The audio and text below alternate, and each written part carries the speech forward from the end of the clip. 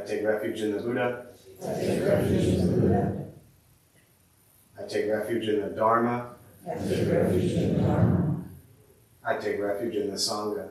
I take refuge in the Sangha. Keeping the palms joined.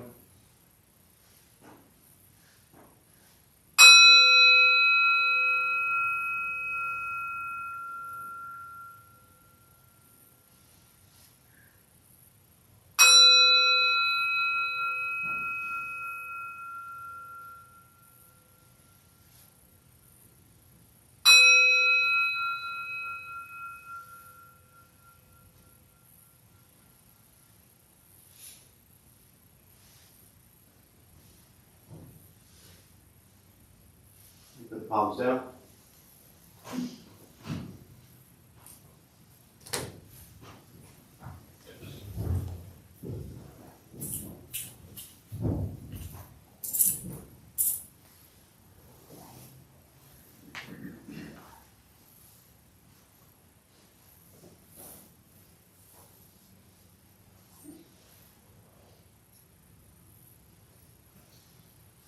All right, good morning, everybody.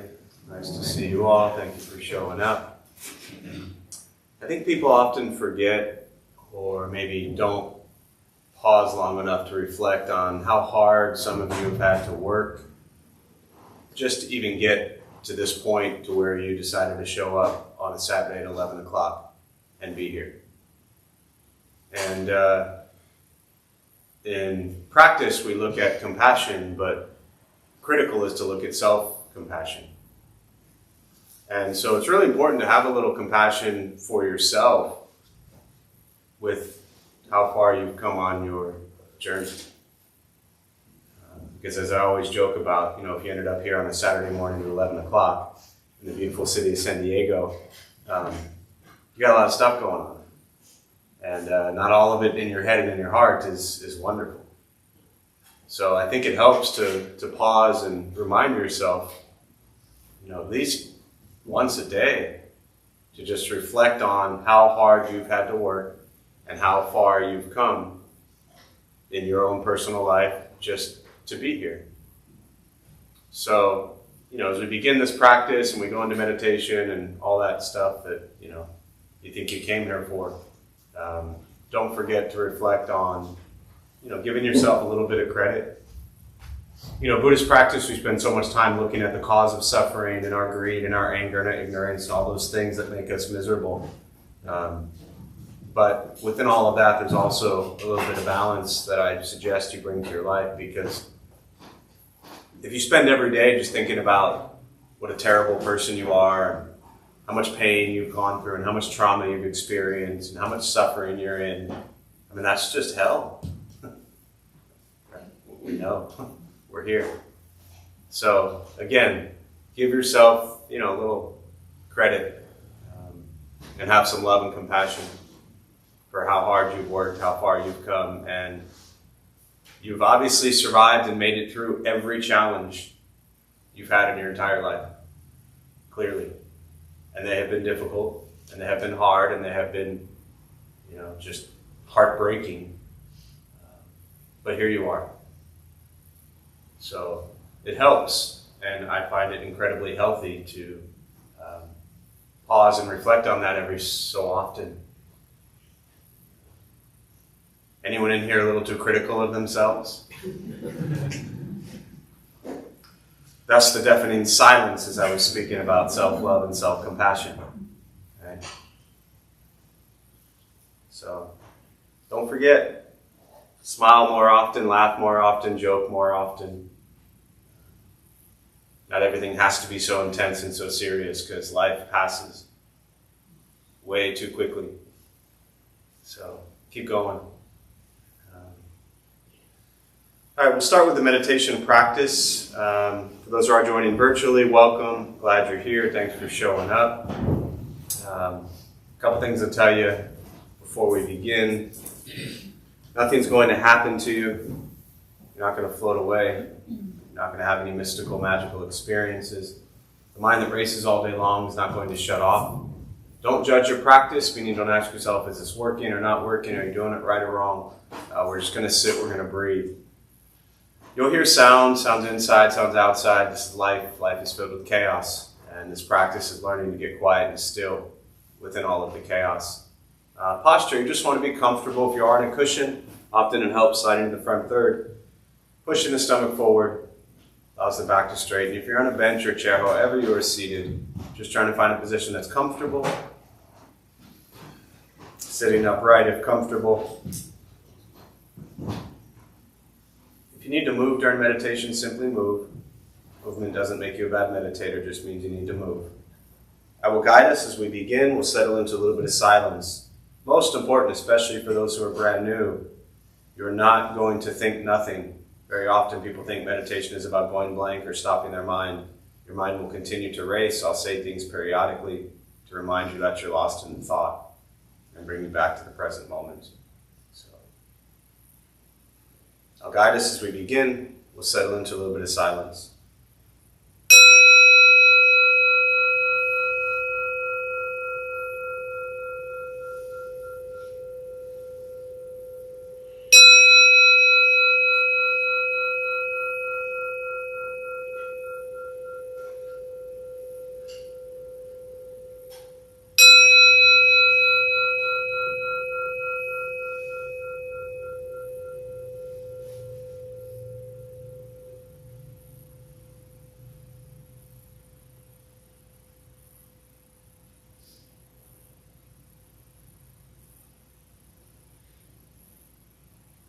And starting with the eyes closed if comfortable, or slightly open.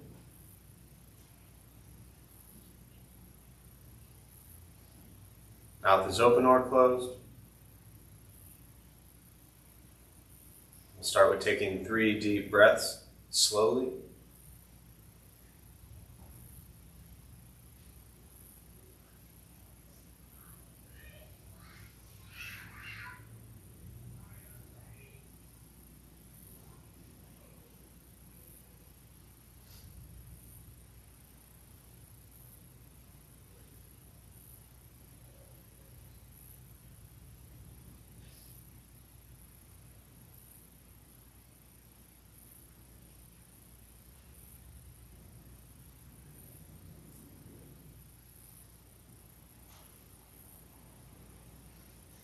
And eventually, settle into a natural rhythm of the breath.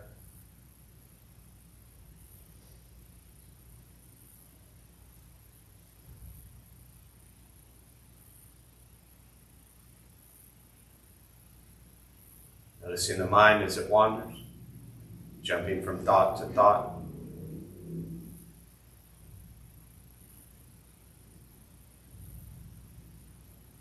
Start with gently guiding the attention, focus to the stomach or chest.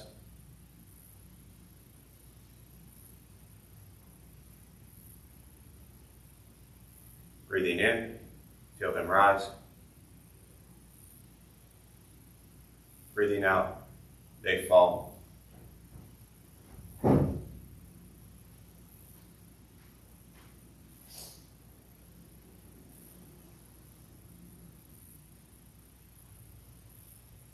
Simply continue this practice.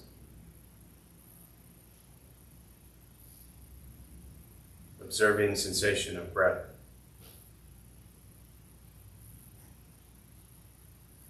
Expecting nothing but to sit and breathe.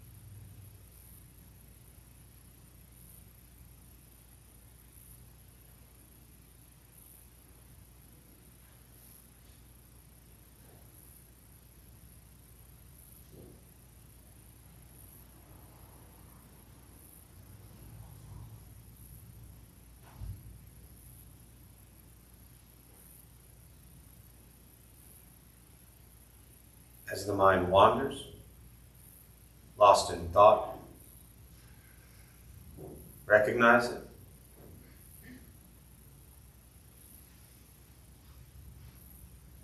Release that thought. Return attention, focus to the breath.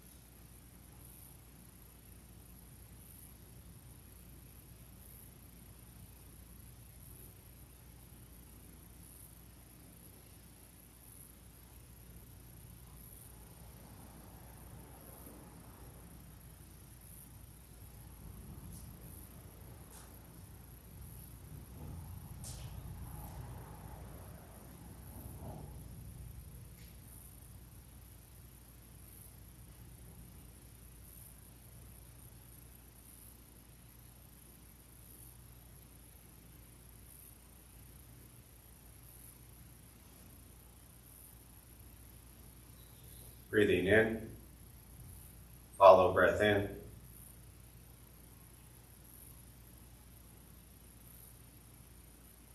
Breathing out, follow breath out.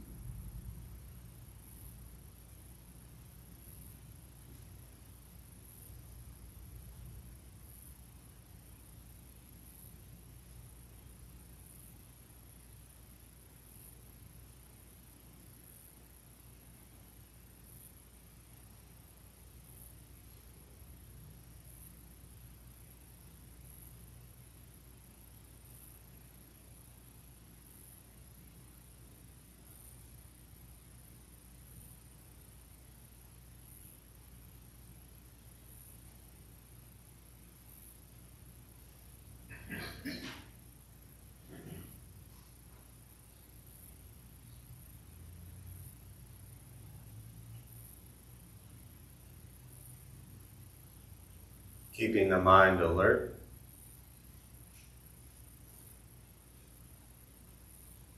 Aware of each sound.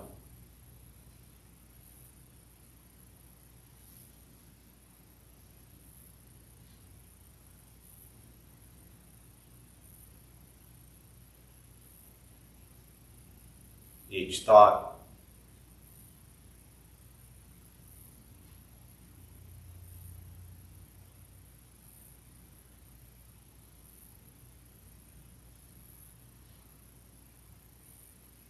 each physical sensation,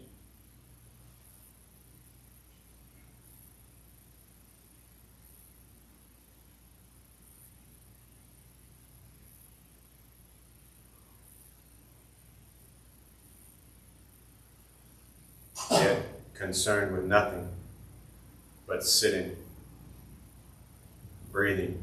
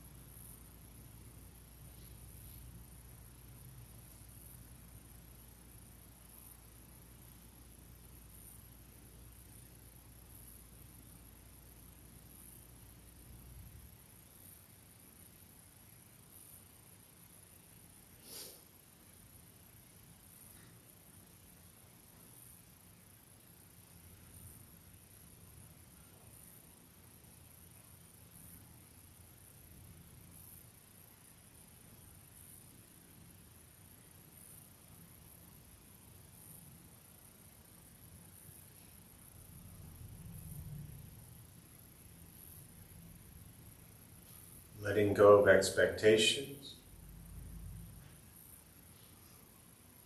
letting go of judgments from your practice, just sitting,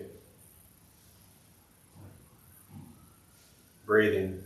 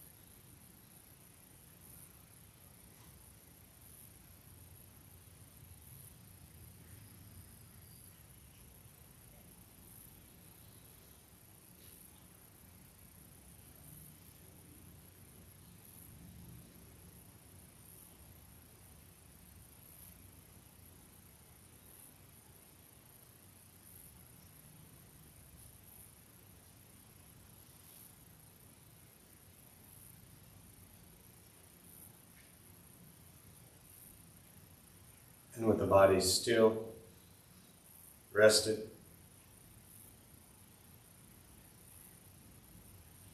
And the speech quiet, aware of all sounds.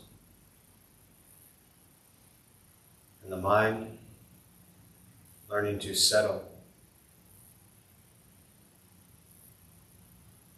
Know what it's like to just sit and breathe.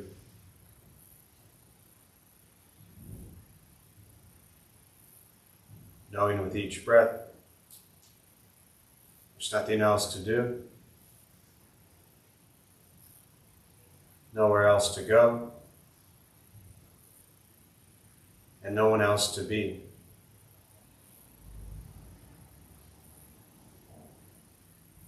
Everything beautiful, exactly as it is. Sitting, breathing.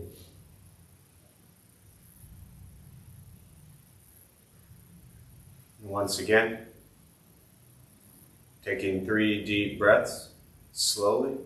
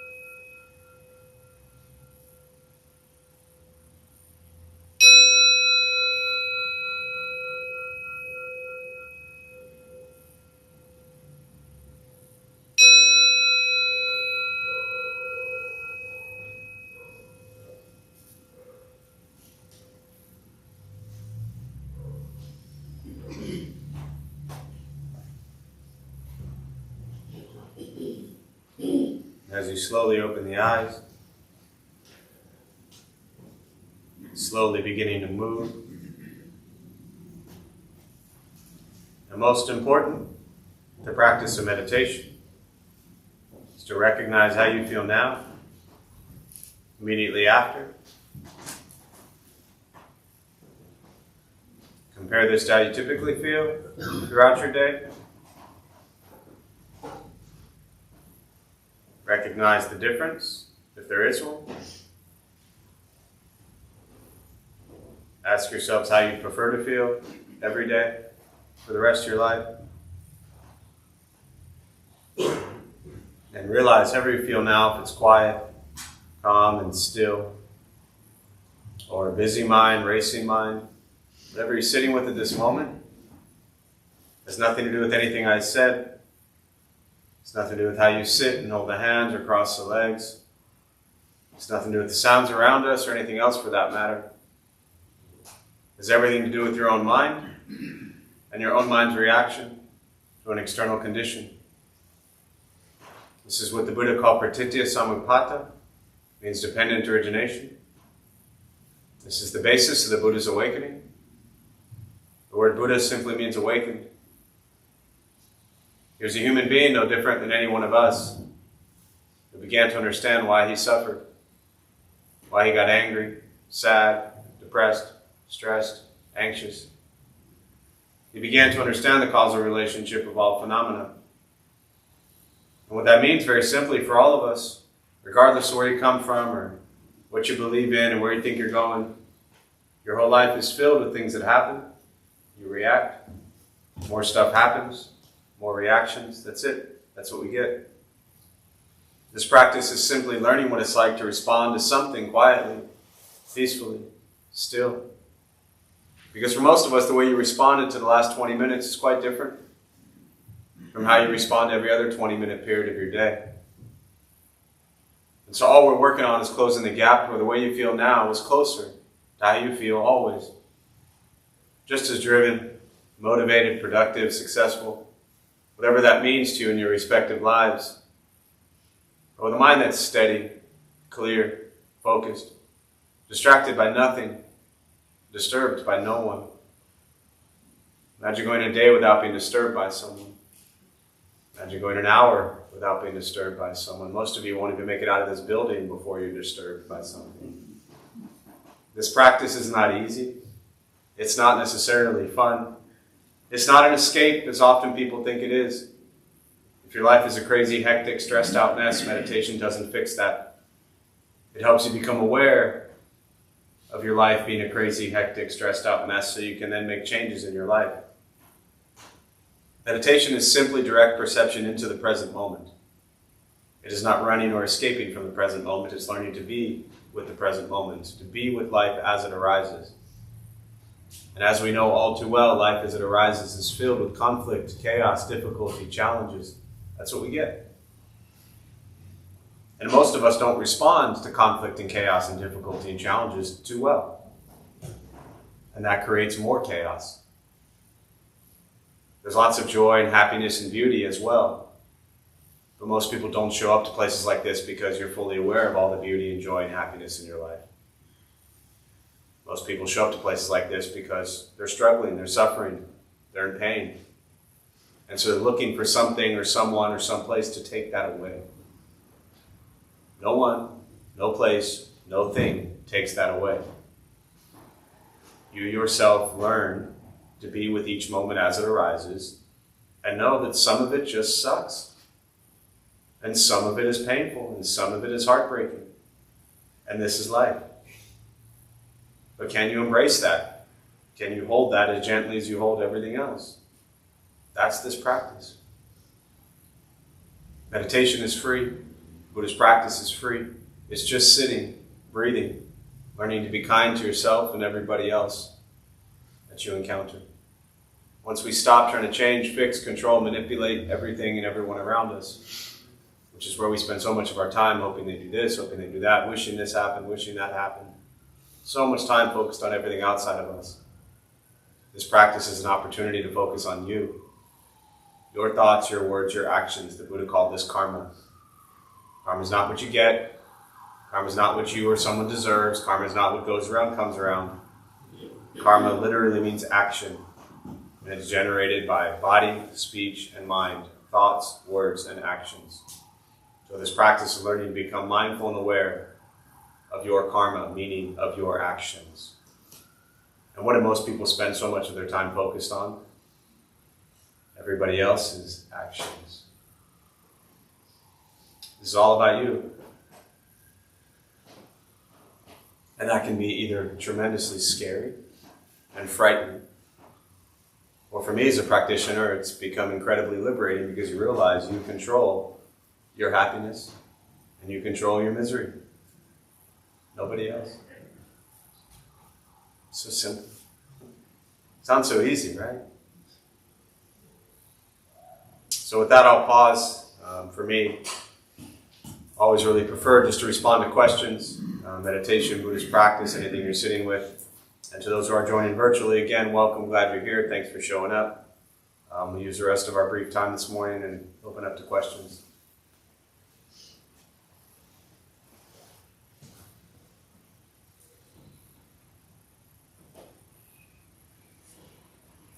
I'm new to meditation. Is there really a difference between having my eyes closed and having my eyes open? Yeah. So the question was, for those who didn't hear it, you're new to meditation. Is there really a difference between having your eyes open and eyes closed? Yes, there is.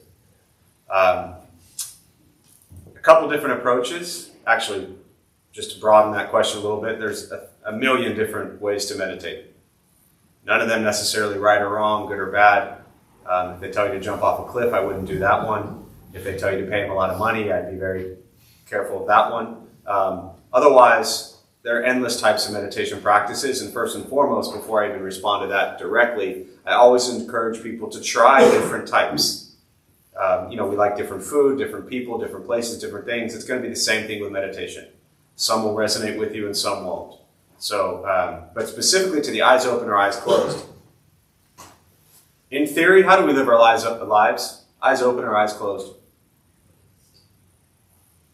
That's a question. How do we live our life? What's your name? Sorry. Open. What's your name?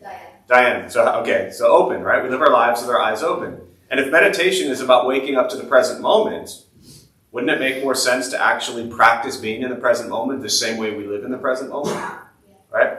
When we close our eyes, what tends to happen, and I'm going to kind of put this, seemingly it'll sound like I'm putting this down, but I'm not. When we close our eyes, what tends to happen is our mind wanders. We get lost in thought, in stories, in sleep, in la la land. We're sailing down a river, looking at all the birds and trees and flowers, and, thinking everything is wonderful. Then we open our eyes and we're back to our life. For me, as a Zen practitioner, the practice is eyes open. Does that make that better? No. But I often suggest people try both. I've worked with trauma survivors for over 20 years, and anyone who's gone through tremendous trauma, combat veterans, active military folks, or anyone for that matter, closing your eyes is incredibly painful.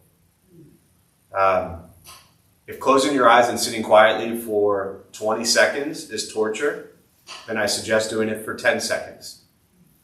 Learning to be with life as it arises and our eyes open as it arises is important. But it's also nice to relax and feel good and feel pleasant and all that stuff. And many people don't like, quite frankly, eyes open meditation because they feel like they're still stuck in thinking that in meditation something is supposed to happen. Right? I've been doing this every single day for 21 years. You know what's happened to me? Nothing. Ever. You know what's going to happen to me for meditation? Nothing. Ever. Ever. And very often people do this stuff in their minds. They're like, I've been at this a long time. I've been doing this 6 months, and nothing's happened yet. And I'm like, dude, what are you waiting for? Like, what do you think's going to happen? It's such a common thing for people who are new, but also people who've been at this for like 2 years, and they're like, how come it hasn't worked yet? Like, what hasn't worked yet? What are you waiting for? Once you drop this idea of waiting for anything to happen and anything to work whatsoever, then you can just, as Buddha taught, abide in present moment and become aware of sensations as they arise. To me, that's the practice.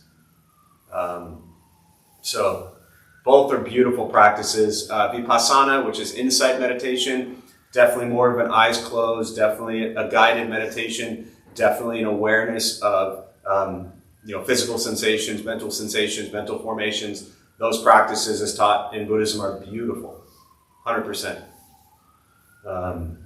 But me, I just needed to shut up and sit with myself. So, yeah. What else?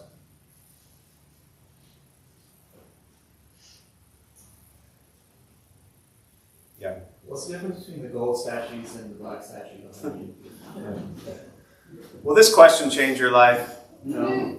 See, but that's my challenge, is I have to make sure it changes your life. Otherwise, it's just some curiosity about the color of statues, right?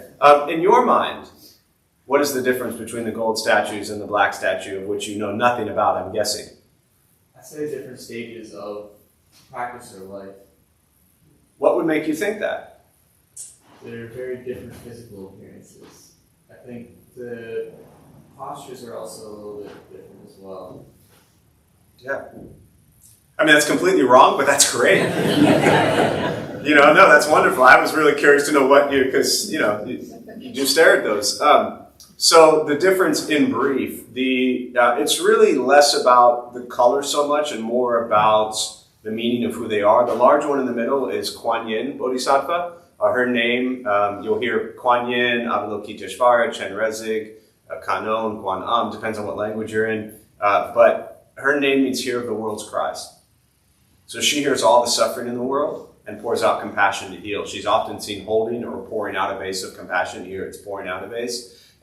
So she hears and feels and holds all the suffering in the world and then pours out compassion. In Buddhism, we say there are two wings to Buddhist practice, wisdom and compassion.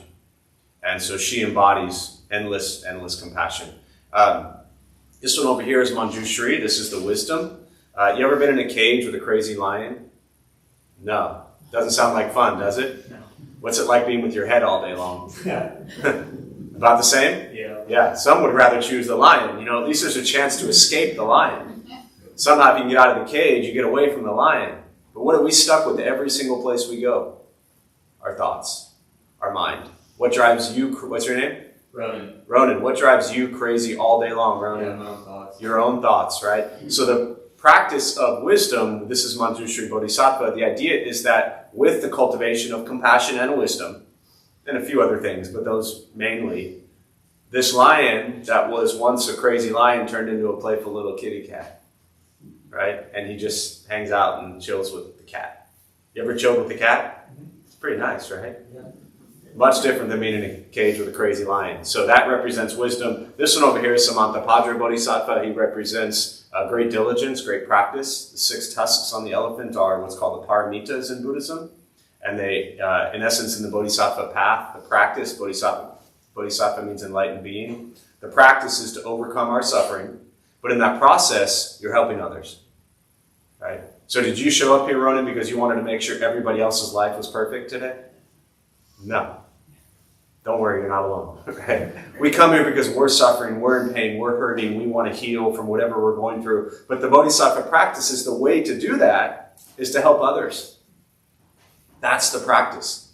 And you use the 6 paramitas of generosity, morality, patience, diligence, concentration, and wisdom. These are the 6 practices of the Bodhisattva. The way to overcome suffering is by pouring out generosity, morality, patience, diligence, concentration, and wisdom into your life. Make sense?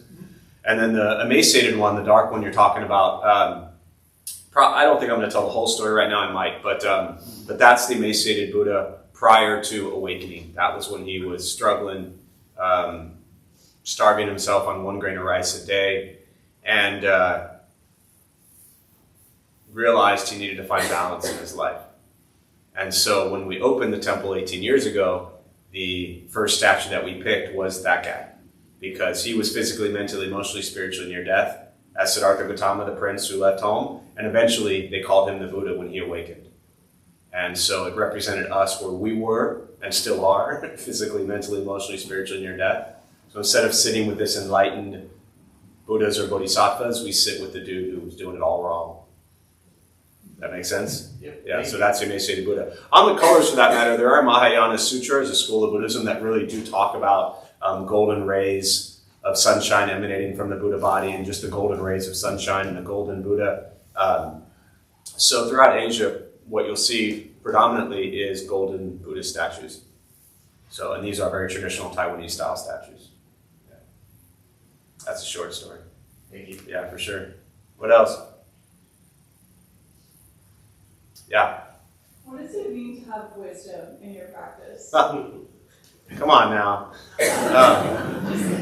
Just curious. What does it mean to have wisdom in my practice? So the Buddha asked Subhuti, one of his disciples, is one of the greatest disciples of wisdom, to sit down and discourse on ultimate wisdom.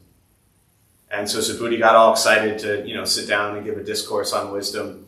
And he sat down, and there were, lots of people there. And animals, of course, because all the talks had animals as well. And you know what he said? Guess. Nothing. He said absolutely nothing. And after a period of time, I don't know how long the Buddha waited, but after a period of time, the Buddha went up to Subhuti and kind of patted him on the back and said, good job, good job. Meaning that there was no explanation of what ultimate wisdom is. But to your question, what does ultimate wisdom mean in my practice, right? Very specifically, I work with ultimate wisdom every single day, but by knowing what ultimate ignorance is.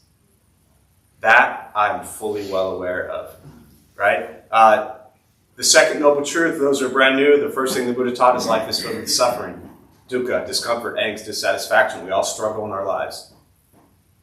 We got that part by now, right? The second noble truth is the cause of suffering, greed, anger, ignorance. I'll come back to that in a minute. The third part is the ending of suffering, nirvana, liberation, freedom from suffering. And the fourth is the Eightfold Path, having correct views, thoughts, speech, action, livelihood, effort, mindfulness, and concentration.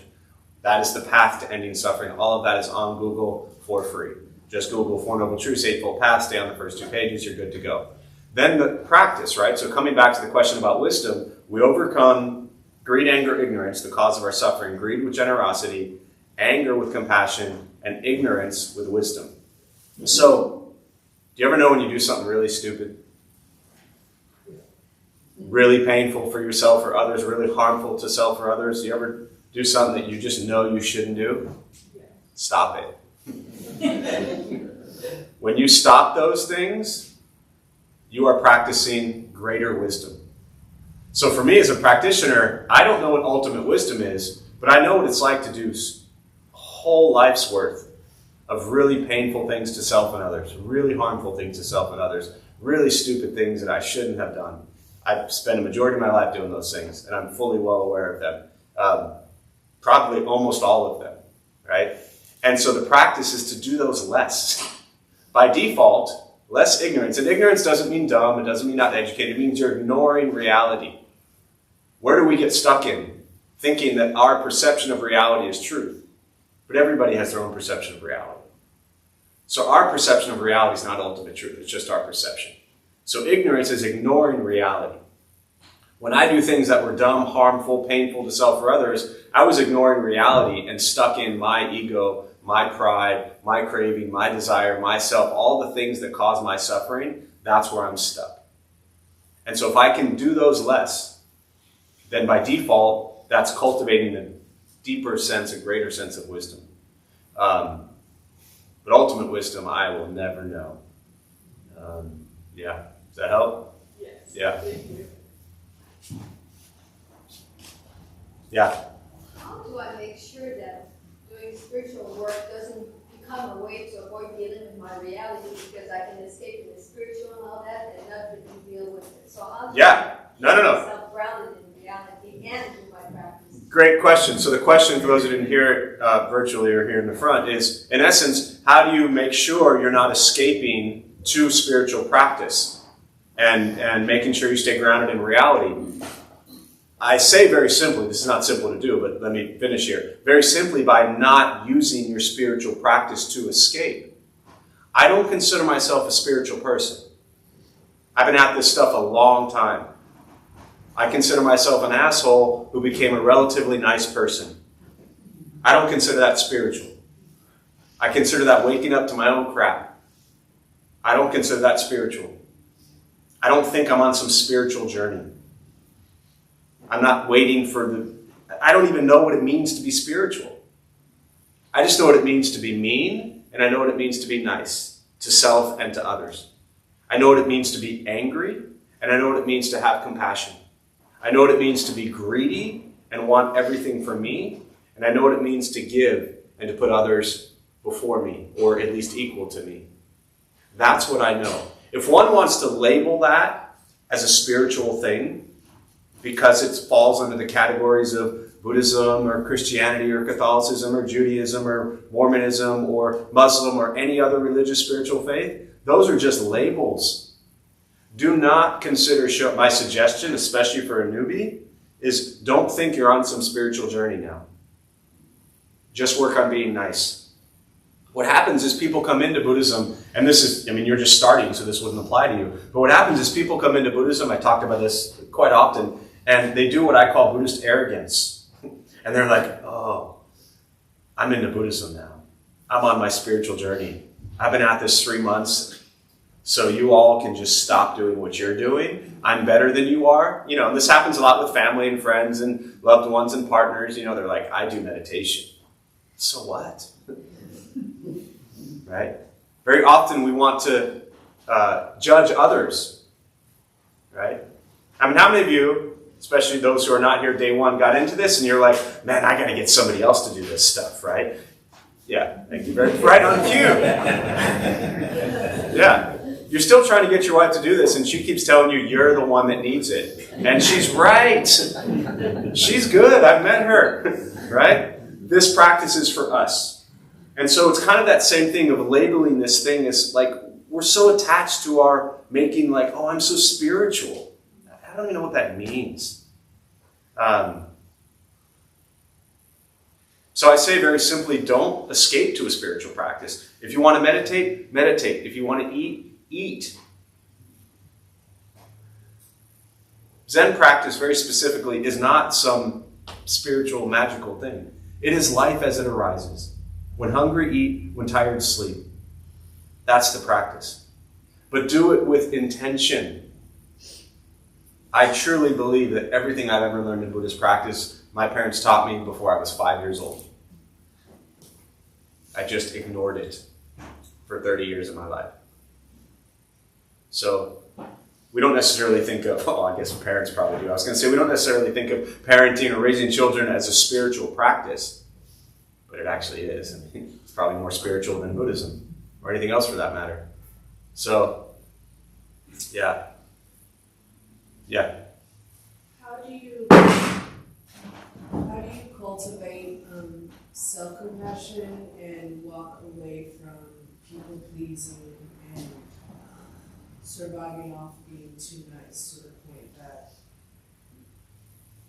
you don't even care how you feel? It's just based on making sure everyone is okay. Yeah. So the question for those who can hear it is, how do you make sure, how do you cultivate self-compassion without just kind of falling into this people-pleasing and where you're just trying to put everybody else first and then you don't even care about yourself and matter anymore, yeah? Do you realize that's one of the biggest reasons people show up here? 100%. That doesn't answer your question, but I just want you to know that that's what drives a lot of people to this practice, because I refer to them as caregivers, people who've been giving care to others for a majority of their life and don't take time to think about themselves. Now, a couple things here. Again, this first part won't help you at all, but I still want to share it. Is my master always said that someone asked him, do you ever feel like you're being taken advantage of? And he laughed, and of his kindness and always giving to others. And he laughed and he said, yes, all the time. It didn't bother him. He wasn't attached. This is not easy to do, but I'm just going to pour out the teaching to you. He wasn't attached to an expectation of anything in return. What destroys us very often is we give. And when we give, we then what? We expect. We want something back. We want gratitude. We want appreciation. We want a hug. We want a thanks. We give and we want something from that. And so what depletes us, what destroys us, potentially, and I'll come back to the other side of this, isn't just the giving. What destroys us is the fact that we don't feel like we're getting anything in return, and therefore, we're not okay. That's what destroys us. But when you help people, how does it make you feel? Just the act of helping feels good. So why does that ever have to have something attached to it? You can give endlessly your whole life and not burn out if you're not attached to the outcome. But when people don't appreciate you, or you feel that you're not being appreciated, that's where the pain comes from. That's where that people-pleasing idea comes from.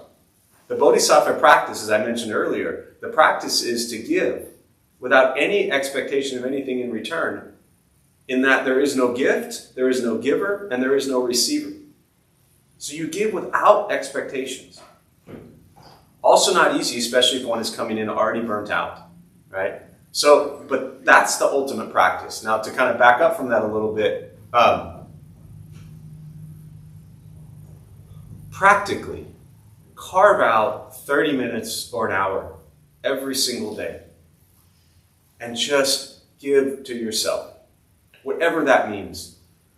If it's a walk, if it's, giving yourself some silence, if it's buying yourself a flower, if it's eating a healthy meal or an unhealthy meal, For me, nothing better than throwing down a bunch of pizza I shouldn't be eating, Yeah. What would be the Zen approach to getting out of a relationship because the whole thing is just based on you people pleasing and you're not actually happy? It would be getting out of the relationship. But you can't live with being a No, you can't. No, you can't. It would be dropping the story. Man. So, okay. As you don't like details, but thank you for clarifying things a little bit. I liked how you couched it to begin with. But everybody's on their own journey. It's actually, and bear with me for a minute, it's actually kind of like this, people will be okay without you. And if not, that's also their journey. And if they think you're a piece of crap because you want to move on, also their view. The Zen approach: when hungry, eat; when tired, sleep. When in unhealthy, toxic, abusive situations, I'm not saying you're in, I'm just rambling here. Get out. And then go buy yourself a flower. The practice of generosity, the greatest gift you can give yourself, is love and compassion. And by staying in things that are completely unhealthy and toxic and destroying you, there's no generosity there. There's some twisted codependent, I'm not turning this into therapy, but there's some twisted codependency stuff going on there that I would suggest all of you bring up to your therapists, right? Because half of you in this room have one, and the other half of you are therapists. So there's some twisted stuff there. But your question of what is the Zen approach? Go. Let's do it. Nike was right on. Thank you. You know, I mean, you'll survive, they'll survive. If they don't survive, that's their choice, not yours. Don't give yourself that. It's also, I was kind of hesitant to say this, but it's also, you know, this idea of power and control. Buddhist practice is about surrendering to life as it is. And very often we think that people can't function without us. They're quite fine. And if not, that's what they do. You don't own that. You own your choices, your decisions. Give yourself joy and happiness. Give yourself freedom and liberation from suffering. Buy yourself a flower and smile. Because you got a whole life waiting for you. What else? Yeah. Kind of follow up on her statement. I've been married for 52 years, and part of getting along with partners is giving up of yourself and compromising, and it feels like you're not taking care of me. I felt like I wasn't not taking care of myself. So when my wife died, I feel that self-compassion is more of a thing that I want to look at it, and frankly, I'm real scared to do it, and I've been recommended with a couple of books on self-compassion and another one on Forgive for Good. And frankly, it's a new journey, it's a new year, and it's I'm looking forward with hope and with trepidation. Yeah. No, I appreciate sharing that. To paraphrase for those virtually didn't hear it, you're married 52 years. Bless you for being married 52 years. My parents 56. What a journey, you know. And your comment really is around when your wife passed. So much of your life was giving, and then when your wife passed and it's just you, realizing there's no self-compassion there. There's the lack of self-compassion. And so, you know, at this phase of your life, bringing self-compassion in is incredibly critical. And, you know, you just Google self-compassion, Pema Chodron. You know, she's a wonderful teacher on self-compassion, as are many Buddhist teachers. But it's such an important piece that, you know, we get this... people often get confused around Buddhism because it's teaching on non-self. And so the teaching on non-self, when you hear it, like, oh, no self, it makes it sound as if you're going to get rid of yourself, as if the ego is going to go away, right? Thinking that you're going to get rid of your ego is the most egotistical thing in the world. Your ego is not going away. Your ego is there. You're going to use your ego. Your ego is going to drive you, but can use it in a way that's healthy for self and others. So non-self doesn't mean that you go away or that you disappear or that you're not there, that you don't exist. It actually means that you are there, but you're there so differently from how you perceive yourself. You're there so differently, and many of the questions, almost all the questions today that have come up, or comments, are about the story in your head that you have told yourself your whole life. Everybody has a story they've told themselves. Non-self would be to recognize that that story is not true. It's just a story. Whether it's been a painful year, whether it's been a painful 50 years. The story you keep building, I call it a box in our head, that you keep telling yourself. Non-self is to shatter that story because that story is not you. That story is made up of all your life's experiences and all your views and all your judgments and all your critiques. And then you add on top of that all the views and judgments and labels people have given you, which just reinforced your story. Non-self is to shatter the box, shatter the story. And when you shatter the box, you shatter the story, you realize that you yourself deserve love and compassion just as much as anybody else. Too many people, back to your question, think that they got to give and take care of everyone else. If you don't take care of yourself, then you have nothing to give. You know the expression with the empty cup? Can't pour from an empty cup. So, please take care of yourselves first. Love, compassion to yourself first. Only then can you then pour out love and compassion. All right? Back to your question about the statue. Kuan Yin Bodhisattva pouring out compassion. But she embodies endless compassion. So there's compassion to pour out. But even she screwed up. You know what she did? She exploded. I'm not even kidding. I mean, I told the short stories to all these things, but she exploded. You see that tanka in the back corner there on the wall? That is called the 1,000 arms Avalokiteshvara or Kuan Yin. She exploded. So they came in, they gave her 1,000 arms and 11 heads. So she could help and heal in more directions. But she needed more compassion. So the whole shrine here is just really made up of a bunch of things that have done it wrong and we're still learning. Does that make sense? Love and compassion towards self. That's where it begins. So I'm going to close on that. We'll join palms.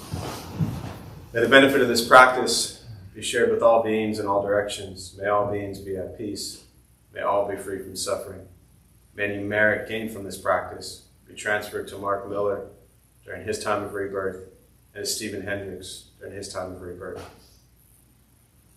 May all beings be at peace. May all be free from suffering.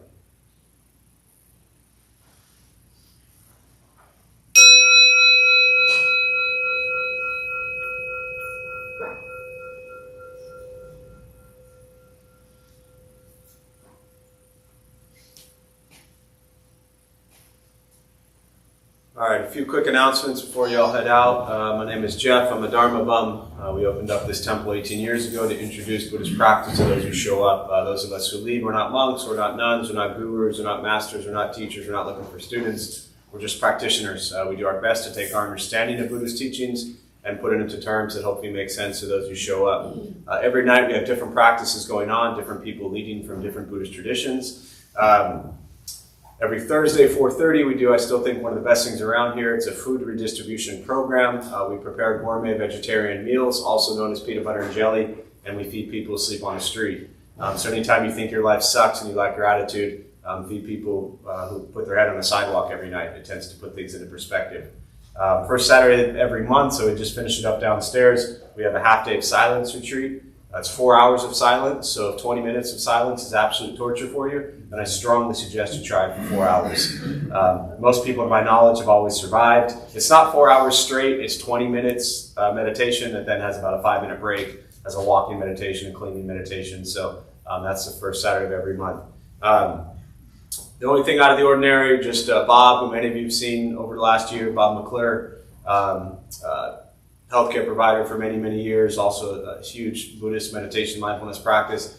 He is back. He'll start this Wednesday again. He'll do another 4-week series on bringing Buddhist practice into your life. So other than that, also we, starting in March, there'll be some new things in 2025, so just check the social media or website or newsletter. But we'll start our Engaged Buddhist training program up again. We've done it basically since 2009. Used to be Dharma Bum Life program, and then we changed the name to Engaged Buddhist Training Program. It's 8 weeks. You're with about 20 people. You gather once or twice a week. Once a week here on a Saturday, and then community service. So if you go to the website, you'll see info there. It's a really beautiful opportunity to just kind of sit with the Sangha, the same group for 8 weeks. So that's on the website if you're interested. Other than that, I appreciate you all being here. I'm going to run out.